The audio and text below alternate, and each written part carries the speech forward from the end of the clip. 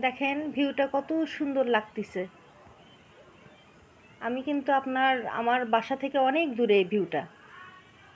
আমি ফোনে জুম করছি, করে দেখাচ্ছি। আমার কাছে এত ভালো লাগতেছে।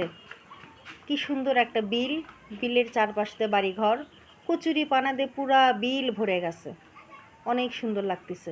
হালকা হালকা বৃষ্টি হইলেই এই কচুরি পানা দিয়ে বিলটা ভরে যায়। এই যে চারপাশে অনেক বাড়িঘর এইদিকে হয়ে গেছে। এই যে বাড়িঘর, এই যে দেখেন বিল।